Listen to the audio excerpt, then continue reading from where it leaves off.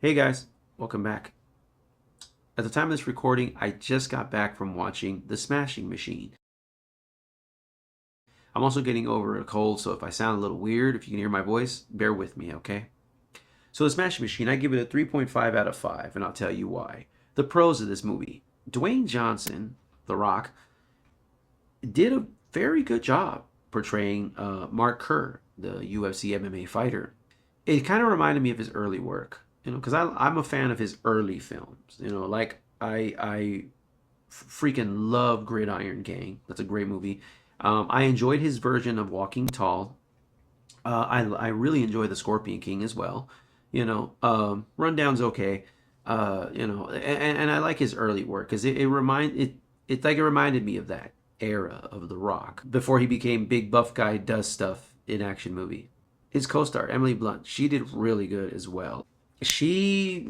Man, I know a lot of guys, myself included, that have dated this woman or been with a woman like that or knew a woman like that, where it's just constant fighting and you guys are just always at butting heads. And it's like, we all are young and dumb at some point, but you look at it in hindsight, you're like, man, I should have seen the writing on the wall, and she does a really good job making you dislike her in the movie. She's not a very likable person. Another pro of this movie is there were some instances where I actually didn't see Dwayne Johnson, The Rock. I actually saw Mark Kerr. He actually became the character in some scenes, not all. Don't think that he completely disappears throughout the whole movie. No, it's The Rock, but there were some little moments where he didn't look like The Rock, especially when he shaved bald or whatever. So I did enjoy the music, the little bit of music there was. I did like it. They had a lot of good stuff.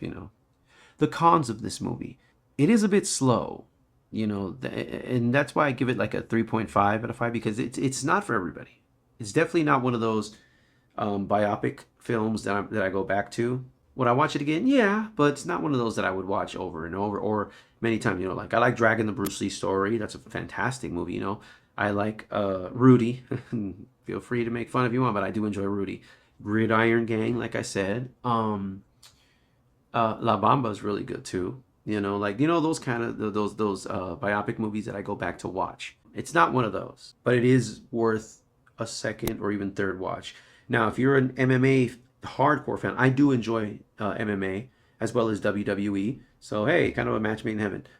If you're a mixed martial arts MMA fan, you will definitely like to see, where this it's the early days of the sport.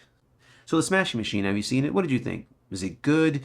Is it bad? Is it meh? Am I giving it a bad rating? Am I giving it too high of a rating, too low of a rating? What do you think about the movie? Have you seen it? Let me know what you think in the comments below. If you haven't seen it, go check it out. Like I said, I give it a 3.5 out of 5 because it's not for everybody, but it's definitely enjoyable for what it is. And like I said, it gave me glimpses of the early days of The Rock's acting career, which I thoroughly enjoyed that, because those are the movies of his that I actually enjoy. And this had definitely that feel to it.